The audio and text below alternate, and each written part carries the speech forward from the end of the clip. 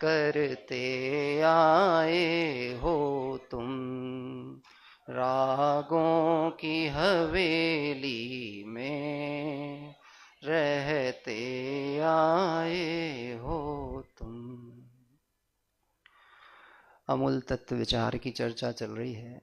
बहुत भाग्य से हमें एक अवसर मिला है, और यह जो अवसर मिला है ये अनंत काल में अनंत जीवों में से किसी भली होनहार है जीव की, जिसके बहुपुण्य राशि उदय में आई और शुभ देह मनुष्य पर्याय मिली, उसकी बात चल रही है। तो ये बात किस जीव की चल रही है? ये बात किसकी चल रही है? मेरी चल रही है। मतलब बहुपुण्य पुंज प्रसंग से शुभ देह मानव का मिला, ये जितनी लाइन लिखी है अपने ऊपर घटित हो रही है कि नहीं हो रही है? ठीक है, लेकिन अब इसके आगे की लाइन भी अपने ऊपर ही घटाना है, तो भी अरे भव चक्र का फेराना एक। इससे एक बात तो पता लग जाती है कि पुण्य के उदय से अनुकूल सामग्रियां तो मिल सकती हैं, लेकिन पुण्य के उदय से सुख नहीं मिलने वाला। यानी सुख कोई अलग चीज है, और पुण्य के उदय में मिलने वाली सामग्रियों में लगने वाली सुख की मान्यता ये कोई अलग चीज है। क्या कहा? सुख कुछ अलग है और सुखाभास वो कुछ अलग है। सुख और सुखाभास। आगे बढ़ रहे हैं क्योंकि ये पंक्ति हम पढ़ चुके हैं। सुख प्राप्ति हेतु प्रयत्न करते सुख जाता दूर है। वो गर्मी लगे तो और कोई साधन प्रयोग करना, लेकिन जिसमें से जिनवाणी का एक अक्षर भी लिख लिया हो उस कॉपी को हवा करने के लिए प्रयोग नहीं करना, क्योंकि वो जिन श्रुत है। क्या कह रहे हैं? वो जिन श्रुत है। आप और कुछ प्रयोग करिए, रुमाल लेकर के, इसलिए तो कहते हैं अपनी चुन्नी लेके आया करो, पल्ला लेके आया करो, हैं? थोड़ा इतना बड़ा रखो कि करो तो दो चार को और भी लाभ हो, आसपास वालों को, अकेले अपने ही क्या स्वार्थ साधते हो। लेकिन दूसरा जिनवाणी का उपयोग नहीं करना। पूज्य गुरुदेव श्री की सभा में जेठ की गर्मी में शिविर चल रहा है। जेठ की गर्मी, ये इससे तेज टेम्परेचर था पांडाल में। ये तो अपन इंडोर हॉल के अंदर बैठे, पांडाल के अंदर की बात है। और पर्चे जो दिए जाते थे जिसमें अपने जन सूत्र आदि की प्रेरणात्मक सिद्धांतिक बातें लिखी होती थी, कोई भाई ने वो पर्चे को ऐसा कर लिया, गुरुदेव श्री की नजर पड़ गई।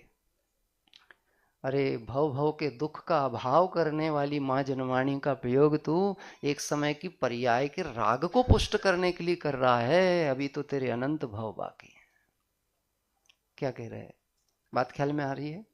अरे ये जिनवाणी तो भव भव के दुख मिटाएगी। अभी थोड़ा सा कष्ट, थोड़ी सी तकलीफ सहन करने की बात आती तो हम घबरा जाते हैं।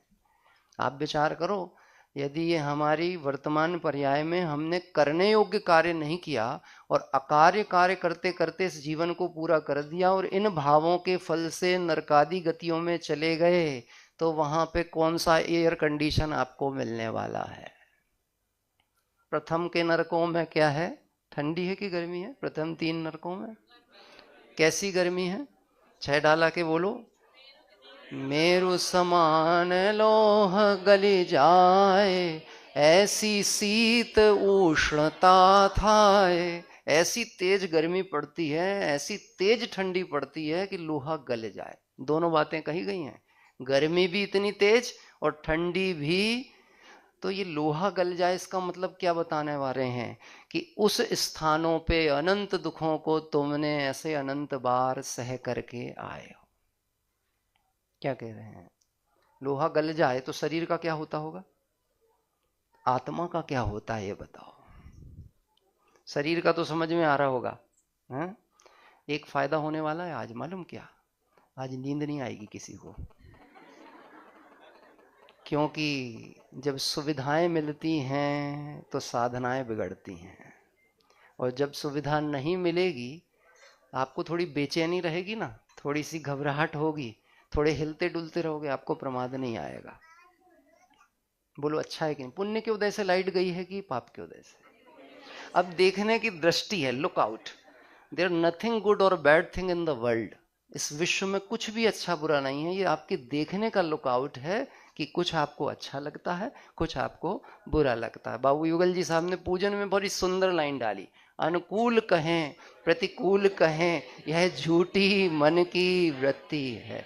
सुनो, जब आत्मा की बात सुनने में आपको आनंद आने लगे और बाहर की छोटी मोटी प्रतिकूलताएं ध्यान में नहीं आए, तो कोई आश्चर्य की बात नहीं है। अरे धन्य वो दिगंबर मुनिराज जिनको स्वरूप की निमग्नता काल में बाहर में शालिनी भक्षण कर रही है, पर उनकी स्वरूप साधना नहीं बिगड़ती। यानी बाहर का उपसर्ग इतना बड़ा काम कुछ नहीं कर रहा है जितनी स्वरूप की ताकत है। उस स्वरूप के बल से बाहर के उपसर्ग क्षण में विलय को प्राप्त होते हैं, क्योंकि वो उपसर्ग आत्मा में आते ही नहीं है। सुख प्राप्ति हेतु प्रयत्न करते सुख जाता दूर है। आज इस प्रकरण पे एक प्रश्न हम उत्पन्न करते हैं, सुख कहते किसको हैं? क्योंकि प्रत्येक जीव, जितने संसारी जीव हैं, सब सुखी होना चाहते हैं और सुख प्राप्ति हेतु प्रयास कर रहे हैं। कल दृष्टांत दिया था, चींटी भी काय के लिए दौड़ रही है। यानी ऐसे हर जीव पे लगा लीजिए। एकेंद्रिय आदिक जीवों में भी जिनमें मन नहीं है, उनके भी संज्ञाओं के अनुसार सुख के परिणाम हैं। सुख वो भी चाहते हैं। कौन? एकेंद्रिय। आपको पता है कुछ परजीवी होते हैं। एकेंद्रिय ने वनस्पति काय में भी कुछ परजीवी होते हैं, जैसे लताएं वगैरह। अब लताएं जो होती है ना, वो वृक्षों के सहारे से ऊपर चढ़ जाती हैं। बड़े वृक्ष के नीचे छोटे छोटे वृक्ष बड़े प्रसन्नता से आनंद मना के खड़े रहते हैं। प्रसन्नता से हैं कि दुख के साथ, लेकिन फिर भी उनको इतना तो लगता है चलो इसकी छाया तो मिल रही है। बात ख्याल में आ रही है? यानी सुख के लिए प्रत्येक जीव, जे त्रिभुवन में जीव अनंत, सुख चाहे सब सुखी होना चाहते हैं, लेकिन सुखी होने का प्रयास करने पर भी सुखी क्यों नहीं होते? क्योंकि सुख कहते किसे हैं ये उन्हें पता ही नहीं है। अपने को तो पता है कि नहीं पता है? खबर छे तो बताओ, सुख कहते किसको हैं?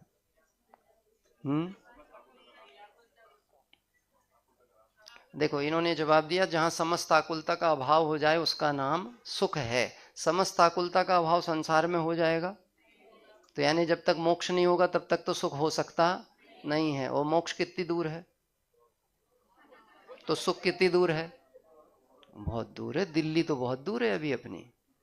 बात ख्याल में आई? अभी हम सुख समझ ही नहीं पाए।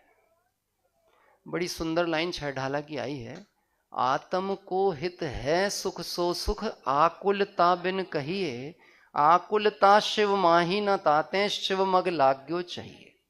जहां आकुलता हो वो धर्म नहीं, जहां आकुलता हो, खेद हो, वो धर्म नहीं। जहां सुख हो वहीं धर्म है। तो सुख कहां पर है? मोक्ष में है कि आत्मा में?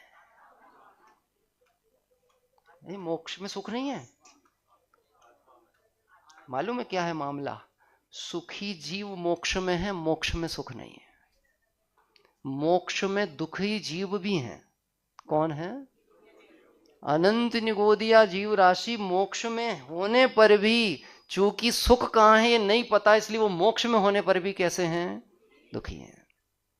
और सुख आत्मा में ऐसा जानने पर, बाहर कितने ही उपसर्ग परिचय हो रहे हों, ऐसे स्वभाव को सुख का साधन जो जानते पहचानते, उन्हें जगत में कोई दुखी कर सकता नहीं है। पक्का निर्णय करना है, सुख कहां पर है? आत्मा में है कि कहीं बाहर है? ये तो बोल रहे हो क्योंकि सुना है, और वो लोग तो इसलिए भी नहीं बोल पा रहे जिन्होंने सुना ही नहीं। तो उनकी क्या गलती है? उनकी कोई गलती नहीं है। भोला जीव है। क्या कह रहा है? भोला जीव है। जिसने नहीं सुना है वो भोला जीव है, लेकिन जो सुन के भी नहीं समझ रहा वो बदमाश जीव है। अब पीछे वालों को बहुत अच्छा लगा। पीछे वालों का मतलब पीछे वाला नहीं है, पीछे वालों का मतलब ऐसा है, कदाचित जिसने ये बात पहली बार सुनी हो उसके लिए बात नई लग रही है, ठीक है, लेकिन उसे एक बात समझ में आए अगर, कि जो बात कही जा रही है ये बात है तो कुछ लॉजिकल, कुछ पूरी नहीं कह रहे। कभी भी जिनवाणी सुने और एक बार में आपको एक्सेप्ट हो जाए ऐसा हो नहीं सकता, क्योंकि अनादिकाल का मिथ्यात्व का जोर चल रहा था। एकदम से एक्सेप्ट नहीं होगी। अरे आपको ज्ञानियों की बात गलत भी लगने वाली है। ऐसे कैसे हो सकता है, ऐसे कैसे हो सकता है, हमारा मन तो एक्सेप्ट नहीं कर रहा है, धर्म में ही सुख हो जाता होता, ऐसा हमारा मन नहीं कर रहा। अरे हमें तो इंद्रिय विषयों में भी बहुत सुख लगता है। बोलो पंखा चालू होता तो सुख होता कि नहीं होता? होता कि नहीं होता? ये फिर सामने वाले जवाब दे रहे हैं, पीछे वाले नहीं दे रहे। पंखा चालू होता तो सुख होता कि नहीं होता? होता कि नहीं होता? ये सब मिक्स जवाब से काम नहीं होगा। एक बहुमत से उत्तर आना चाहिए। सुख है कि नहीं? काय में सुख नहीं है? पंखे में सुख है नहीं, इसलिए पंखा सुख दे सकता नहीं। सुख आत्मा में है, इसलिए आत्मा की दृष्टि होगी तो ही सुख प्राप्त होगा।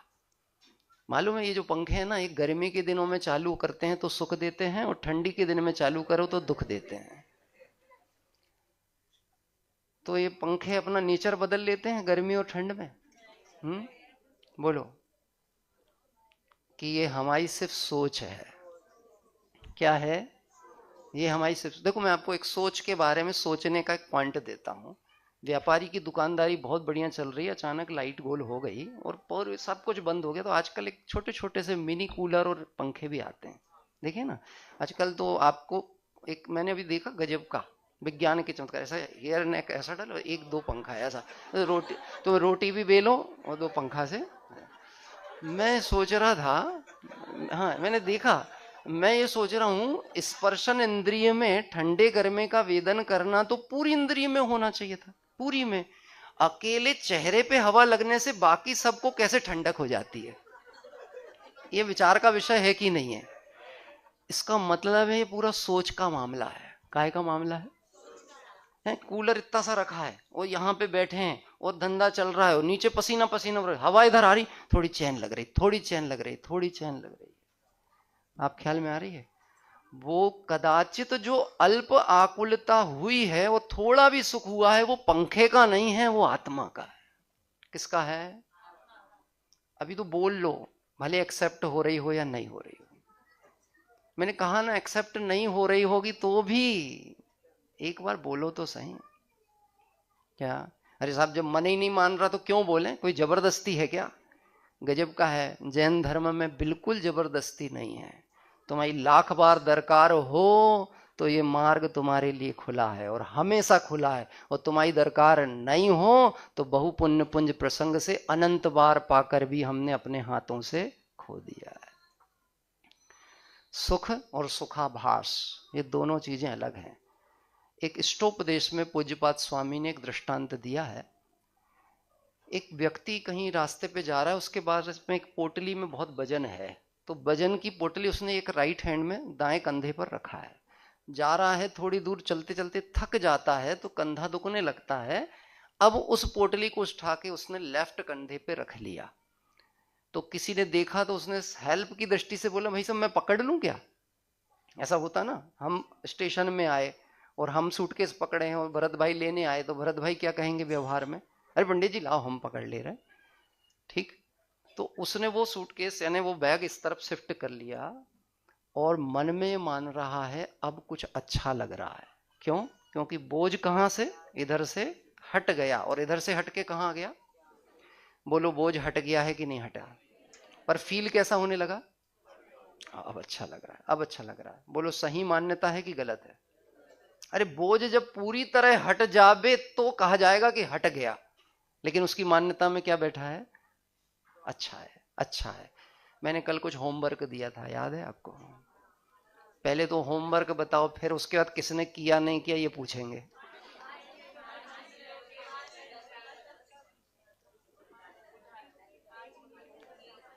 बोलिए जल्दी से, एक जन बताइए। मैंने कुछ बोला था 5 इंद्री के 10-10 विषय ढूंढ के लाना है, सामग्रियां जो आपके पास में हो। ईमानदारी से बताना किस किस ने मेहनत की है।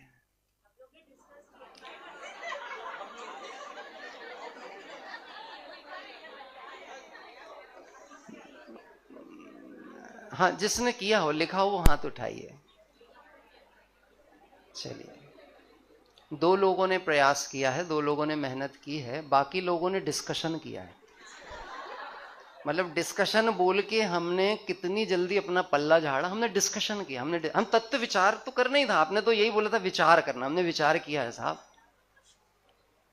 आप सोचिए, जो काम कहा गया है यदि आप उसको नहीं करना चाह रहे हैं, नहीं कर रहे हैं, तो आपको उसके फल की सिद्धि होगी क्या? होगी क्या? अच्छे स्कूल में पढ़ने से आप होशियार नहीं बनते हैं। अच्छे स्कूल में जाने के बाद जो वहां पर कहा जाए, पढ़ा जाए, ध्यान दिलाया जाए, लिखाया जाए, होमवर्क दिया जाए और उसके बाद गुरु आज्ञा को सिर माथे रख के किया जाए, तब आपको उसका प्रतिफल सही मिलेगा।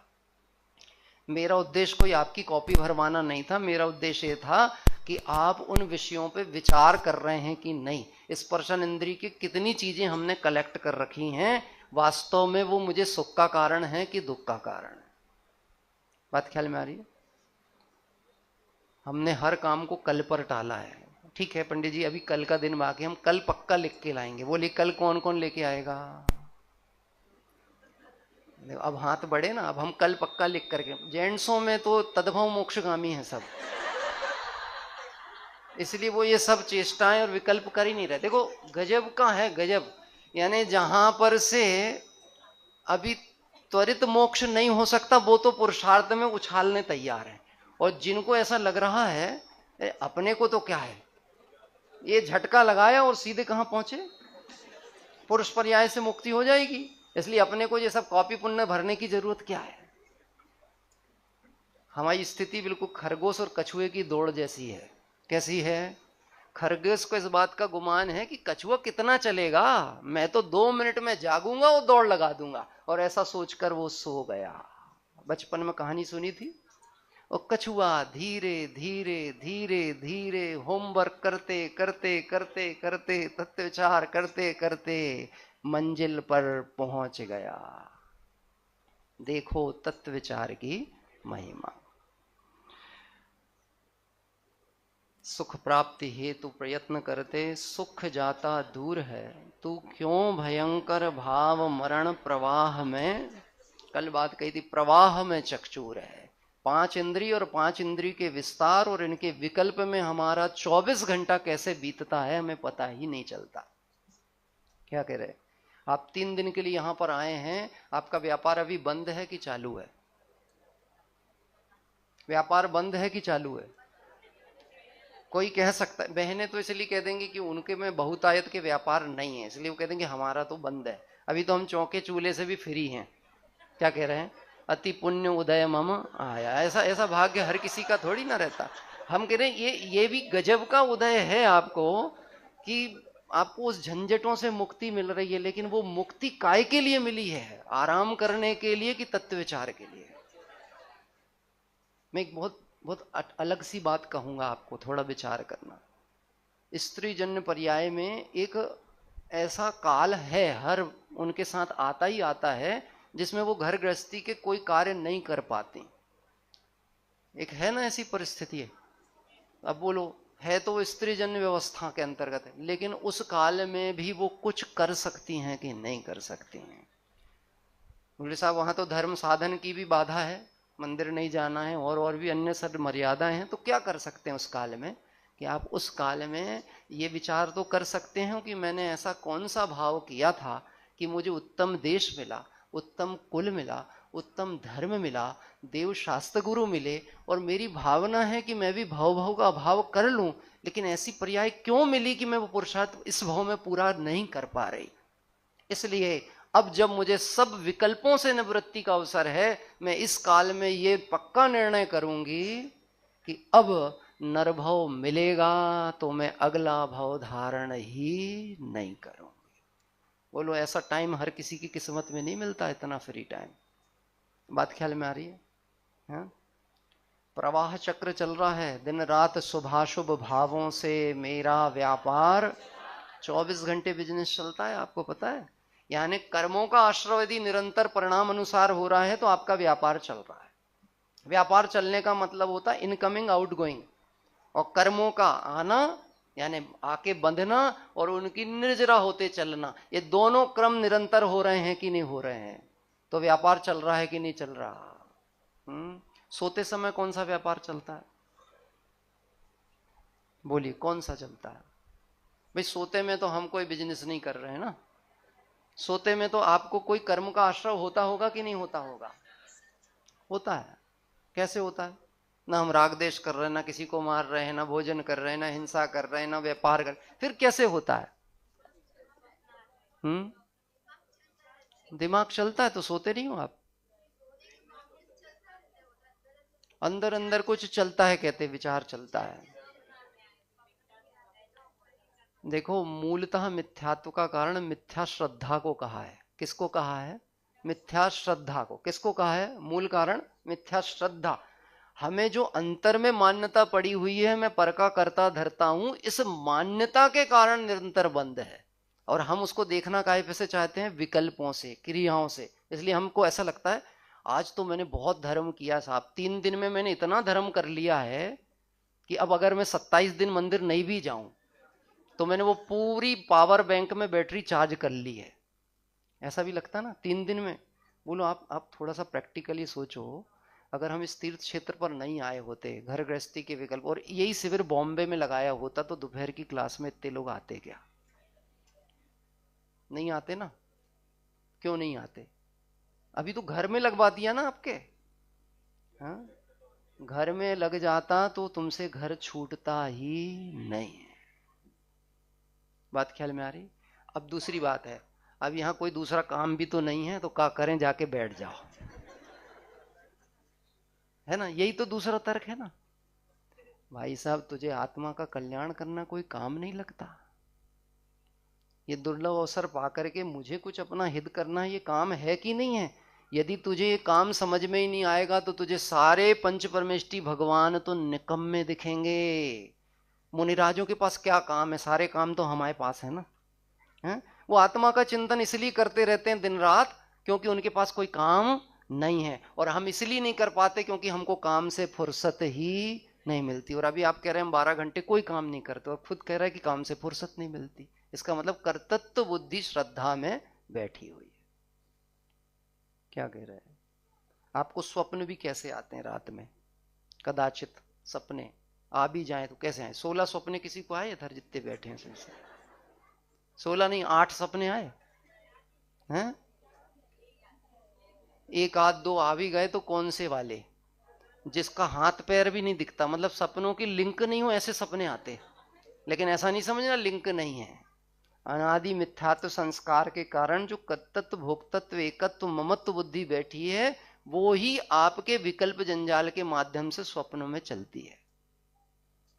आप देख लेना, अब इसका भी विचार करना। कभी जो स्वप्न आपको आया है, आप सोचेंगे पता नहीं ऐसे क्यों स्वप्न आया, ये तो मेरी लाइफ से कहीं कनेक्टेड नहीं है। भाई साहब, तू कौन है? कोई वर्तमान पर्याय में तेरे आत्मा का नया उत्पन्न हुआ है कि तू अनादि का है? तो मिथ्यात्व संस्कार के साथ वो क्रिया विकल्प जो है वो कैसे चल रहे हैं, कब से चले आ रहे?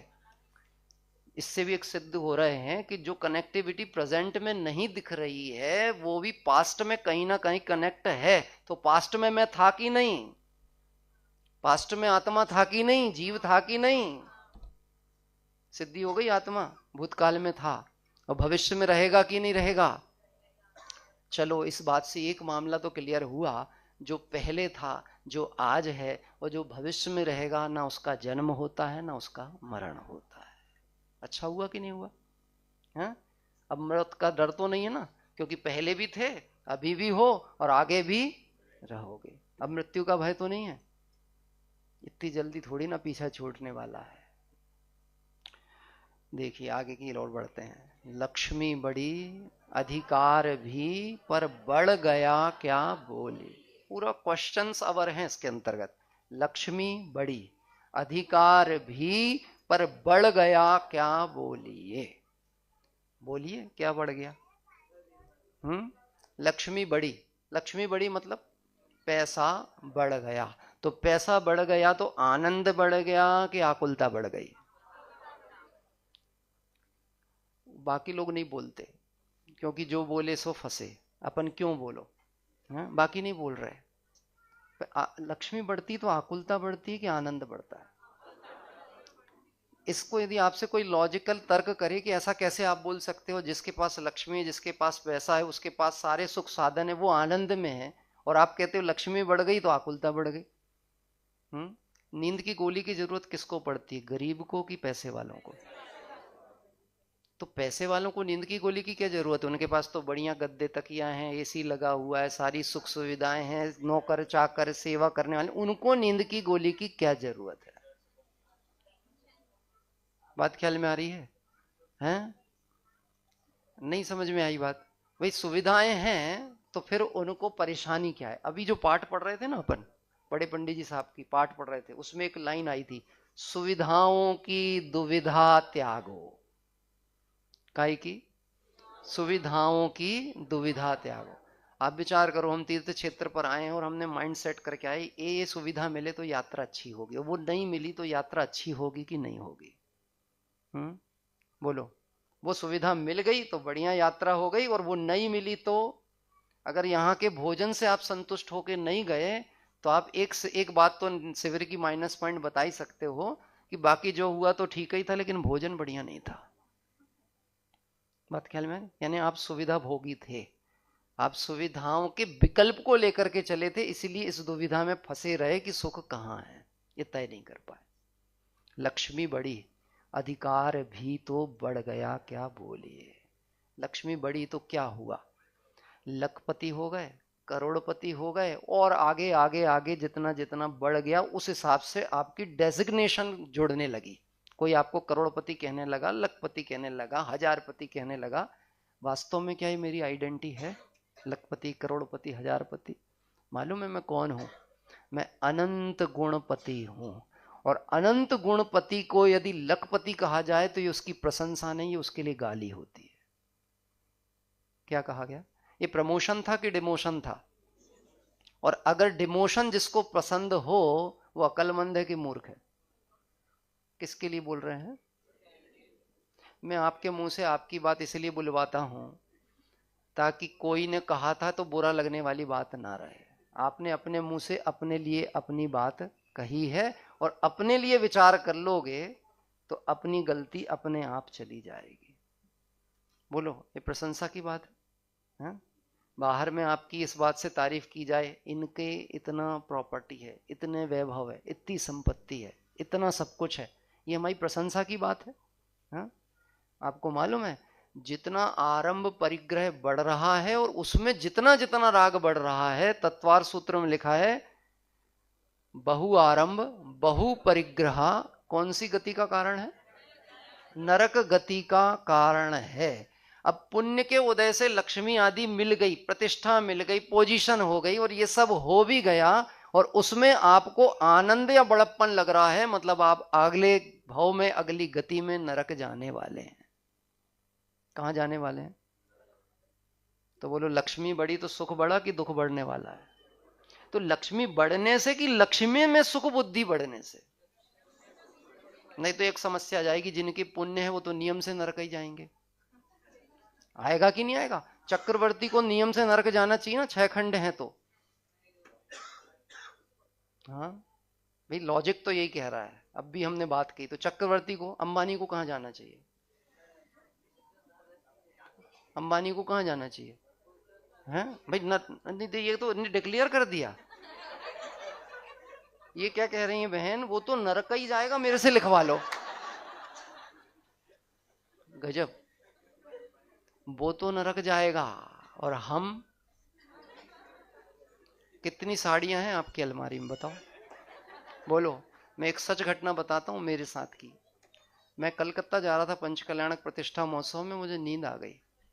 वैसे मुझे नींद आती नहीं है, ट्रेन है में सफर में मैं कभी सोता नहीं हूँ, मुझे नींद ही नहीं आती। पूरी रात के सफर हूँ तो भी नींद नहीं आती। पहली बार जिंदगी में नींद आई, और नींद आई और सूटकेस में चैन ताला डला हुआ था और वो चोरी हो गया।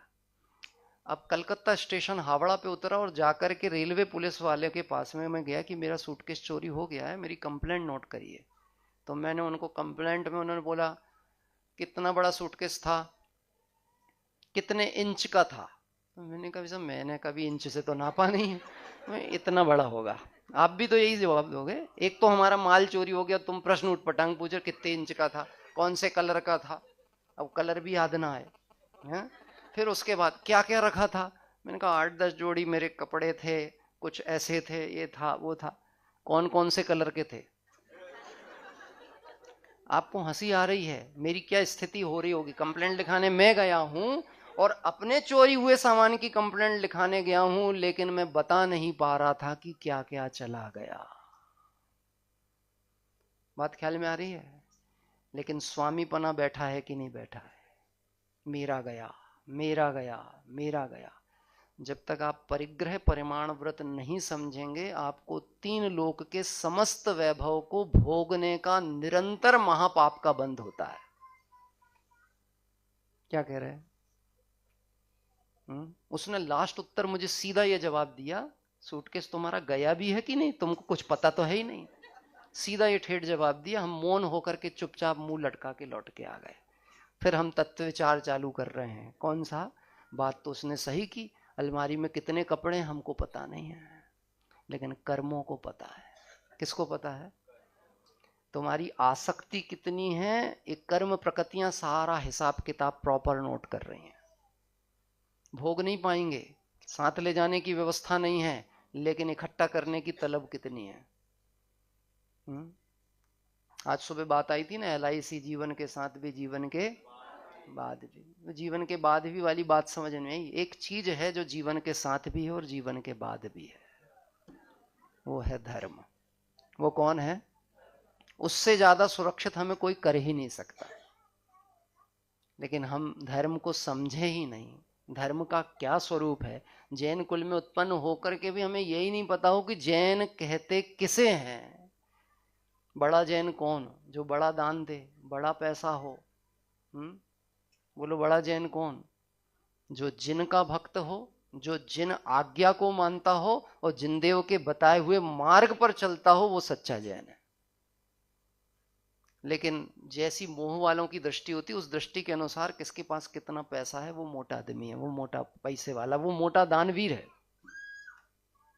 और इसी नजर के कारण हमको भी ऐसा लगता है, यदि हमको भी बड़ा बनना है तो क्या होना चाहिए? बाहर में प्रतिष्ठा, पुण्य, वैभव, संपत्ति, ये जितनी जितनी बढ़ेगी तो मैं भी बढ़ता चला जाऊंगा। मालूम है लाइन का क्या अर्थ कह रहा है? लक्ष्मी बढ़ी, अधिकार भी तो बढ़ गया। क्या बोलिए? आपकी डेजिग्नेशन बढ़ गई, पोस्ट बढ़ गई, पद बढ़ गए। तो पद बढ़ गए तो जिम्मेदारियां घट गई कि बढ़ गई? मालूम है, आप जो लोग ये बोलते हैं ना, जस्ट मैं थोड़ा अपने घर के बच्चों की व्यवस्था जमा लूं, घर को सेटल कर दूं, बच्चों की शादी ब्याह कर दूं, उसके बाद फ्री होके मैं सिर्फ एक ही काम करूंगा। किसका? वो लोग कभी फ्री नहीं होते और सारा लोड उन्हीं के ऊपर रहता है। पहले अपने बच्चों को पालने का, फिर बच्चों के बच्चों को भी पालने का। और यही कहा जाता है, आप तो बहुत अनुभवी हो, काय में? संसार चलाने में। काय में अनुभवी हो? और हमको वो भी बहुत प्रसन्नता से हम सुनते हैं। हमको ऐसा लगता है वो कितनी तारीफ हो रही है। एक बार पंचकल्याण प्रतिष्ठा महोत्सव में विभाग वितरण हो रहे थे। विभाग वितरण मतलब यहाँ भी होते ना, ये लगे हैं, देखो ये लगे ना बिल्ले, ये बिल्ले, ये आप लोगों के पास नहीं, जिनके पास लगे वो सो नहीं पा रहा है। क्या कह रहे हैं? ये जो बैच लगे ना, बैच है, और इसी के साथ एक एक पोस्ट भी लगी हुई है। भोजन विभाग अध्यक्ष हैं, ये विभाग अध्यक्ष हैं, ये विभाग। जितने ज्यादा डेजिग्नेशंस हैं उतनी ज्यादा आपको आकुलता है? अधिकार बढ़ गया है कि शांति छिन रही है? लेकिन आप सबके महाभाग्य हैं कि कोई लोग अपनी शांति भंग करके भी आपको शांति का मार्ग मिल जावे ऐसा प्रयास कर रहे हैं। बात ख्याल में आ रही है? आपको इनकी प्रति बड़ी उपकार मानना चाहिए, अनुमोदना मानना चाहिए कि साहब आपने जो किया है बहुत अच्छा काम किया है। हाँ? अधिकार बढ़ गए। अधिकार बढ़ गए तो समस्याएं भी बढ़ी हैं कि नहीं बढ़ी? बहुत शांति से विचार करना है, बढ़ रही हैं कि नहीं बढ़ रही? बोलो। पंचकल्याण के विभाग वितरण हो रहे थे, सारे विभाग बांट दिए गए, एक व्यक्ति को कोई भी विभाग नहीं दिया गया तो गुस्सा होकर चला गया। हम 50 साल से जुड़े हुए हैं, एक्टिव रहते हैं, सक्रिय रहते हैं, हमको कोई विभाग नहीं दिया गया है। इनको यातायात दे दिया, इनको विद्वानों का विभाग दे दिया गया, इनको भोजन विभाग दे दिया गया, सबको सबको एक एक विभाग दे दिए। हमारा कोई विभाग नहीं है, हमारी कोई इज्जत नहीं है, हमारी कोई बखत नहीं है। प्रकरण चर्चा होते होते विवाद बढ़ गया तो उनको लेकर के आए, बोले पंडित जी इनको थोड़ा समझा दो। ये समझाने का डिपार्टमेंट किनका? तुम लोग जानो, तुम लोग समझा दो जरा, शांति से बैठ के इनको आप समझा दो, जरा शांत रहे। मैंने कहा बताओ भैया, पंच कल्याणक में सबको विभाग बांटे गए हैं और जिनके पंच कल्याणक हो रहे हैं उनके पास कौन सा विभाग है? आदिनाथ भगवान है ना, उन्हीं के तो पंच कल्याण के, वो उनके पास कौन सा डिपार्टमेंट है? आपको पता है, जो काम आदिनाथ भगवान करने वाले हैं वो विभाग में आपको देता हूं। कौन सा? मात्र जानना मेरा काम। वो भी जान रहे, देख रहे हो, तुमको भी क्या करना है? पंडित जी तुम मूर्ख वूरख मत बताओ है? मतलब क्या कहना चाह रहे हैं? तुमने हमको पागल समझे हैं? यानी उसकी नजर में भगवान क्या है? बोलो बोलो, अपनी हिम्मत नहीं हो रही, पर उसकी दृष्टि में भगवान क्या है? क्या है? पागल हैं, करने वाले तो हम हैं। लक्ष्मी बड़ी, अधिकार भी तो बढ़ गया क्या बोलिए। ज्ञानियों की ये प्रवृत्ति होती है, वो लोकेशणा से दूर रहते हैं। उनमें कोई गुण भी हो तो उसे प्रकट नहीं करते। श्रीमद जी के एक लक्षण था, एक गुण था, सतावधानी। सुना है आपने? सतावधानी, ये उनमें एक विशेषता थी जो बहुत ही विरले लोगों में हो सकती है, और अभी तो वर्तमान में दिखेगी नहीं। 100 लोग आए एक के बाद एक, और गजब की बात है, ये शतरंज भी खेलते थे पहले। आप इनकी बायोग्राफी पढ़ेंगे ना तो शतरंज खेल रहे हैं। कौन? श्रीमद जी। किसके साथ? गांधी जी के साथ बैठ के या किसी के साथ। और शतरंज खेलते, शतरंज में कितना दिमाग लगता है, समझ रहे आप? उस समय 50-100 लोग आए और 100 बातें कह करके चले जाएं। किस क्रम में कौन सी बात कही गई थी, कौन सा पत्र पढ़ा गया था, उसके बाद पूछा जावे तो पूरी A to Z रिकॉर्डिंग, जैसा जैसा बोला था वैसा का वैसा सुना सकते थे। इतना क्षयोपसम ज्ञान शॉर्प था। लोगों ने कहा साहब ये तो गजब की कला है, अगर इस कला को समाज के सामने प्रदर्शित किया जावे तो लोगों को समझ में आएगा जैन कुल में उत्पन्न होने वालों का कितना गजब का क्षयोपसम होता है, जैन धर्म की बड़ी प्रभावना होगी। श्रीमद जी ने मना कर दिया। क्या कह रहे हैं? हम इस चीज का प्रदर्शन करेंगे ही नहीं। क्यों? आप बताओ क्यों? आपको पता है, जैसे ही आपको प्रसिद्धि मिलना चालू होती है, अब आत्मा से दूर होते चले जाते हो। किससे? अपने से दूर होते चले जाते हो। वो बच्चे अपने घर से दूर हो गए हैं जिन्हें भौतिकवादिता की आग लगती चली चले आ रही है। बच्चा घर में बैठा है लेकिन मोबाइल के शौक में उसको ये मतलब ही नहीं है कि घर में आग लग रही है, मां मर रही है कि बाप मर रहा है, कोई लेना देना नहीं है। आप दे सकते वासना कैसी होती है? लक्ष्मी बड़ी, अधिकार भी, पर बढ़ गया क्या बोली। अगर आपको इतनी गर्मी में भी नींद आएगी तो आप जैसा पुरुषार्थी जीव तो कोई दूसरा नहीं हो सकता। गजब की बात है। मतलब पसीना पसीना होते चले जाएं तो भी उसके बाद में झपकी लेने से मौका ना चूके अपन। देख तेरे पर्याय की हालत क्या हो गई भगवान, कि तू तो गुण अनंत की खान। देखो क्या हालत हो रही है अपनी। अभी की बात नहीं है, ये अवसर एक बार जाने दो, इसके बाद अनंत काल कोई सुध लेने नहीं आएगा। क्या कह रहे हैं? पूछने नहीं आएगा। जो चले गए हैं ना उनका कोई हिसाब किताब नहीं है, कोई नहीं पूछने वाला है। मरघट तक जाने की देरी है। आदमी की यहां देह नहीं छूटती है, पहले कानाफूसी चालू हो जाती, कब लेके जा रहा है। क्या बात चालू होती है? हैं? कितनी देर है? उन्होंने कभी ये किसी के लिए, अरे कब तक रुकोगे यार, अपने को आके नहाना भी तो है। अब ऐसे तो आते ही रहेंगे, जाने वाले चले गए, आने वाले आते रहेंगे, इनके चक्कर में क्या करें, हम बैठे रहें। आपने देखा दाह क्रिया होती है तो दाह क्रिया में जब आग लगाते, लकड़ियों में जब जलाते हैं ना, आदमी के अंदर में एक धधकती रहती अग्नि, कब थोड़ी सी जल्दी आग लगे और हम अपनी लकड़ी फेंक के भगे। है आपके ऐसी? ऐसा होता नहीं होता आपके? एक छोटी सी लकड़ी दे दी जाती है, वो आग जब थोड़ी भड़क जाती है तो वो डालते हैं और हाथ जोड़ के जल्दी निकलते हैं। उसमें मैंने चर्चाएं सुनी है, शमशान में खड़े खड़े गंभीर चर्चाएं, गंभीर चर्चाएं। कोई जल्दी अगर जल गया, मतलब सूखी लकड़ी थी तो दाह जल्दी हो गया, अच्छा जीव था इसलिए जल्दी मुक्त हो गया, और साला महाढीठ था ना, जल भी नहीं रहा,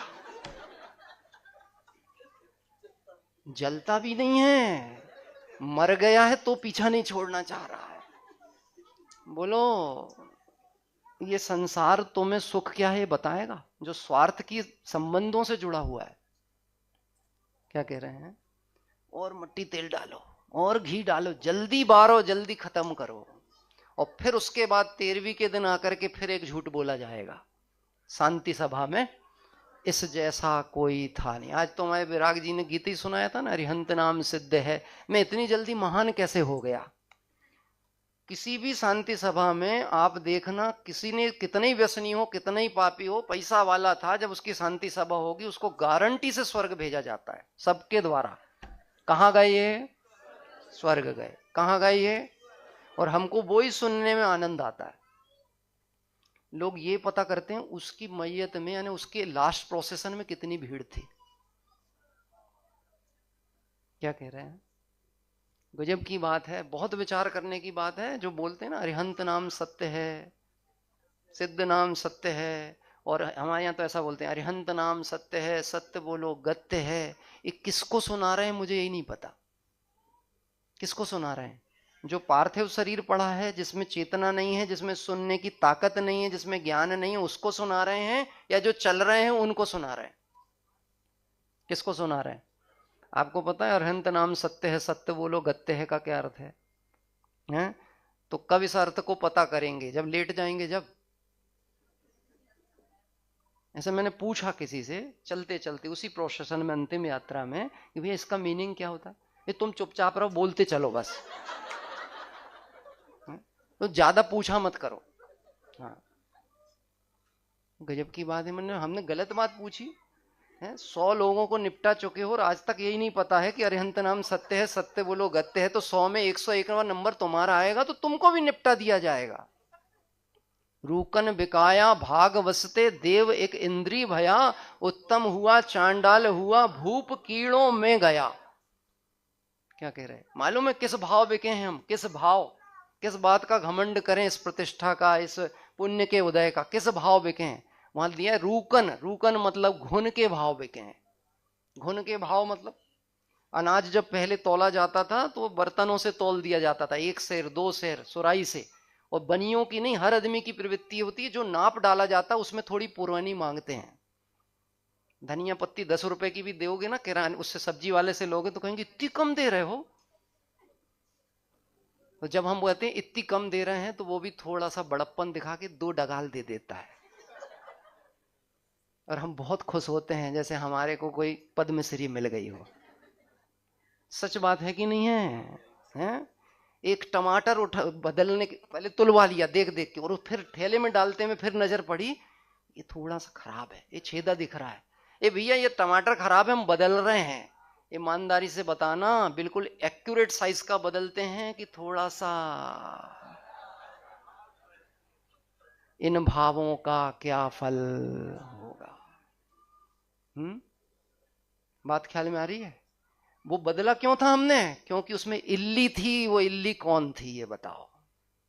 किस भाव बिकी है वो? कचड़े में फेंकी गई। वो कोई और नहीं था, वो मैं ही था। कौन था? कल वो कहानी दिखा रहे थे परसों, मैं और मेरी कहानी।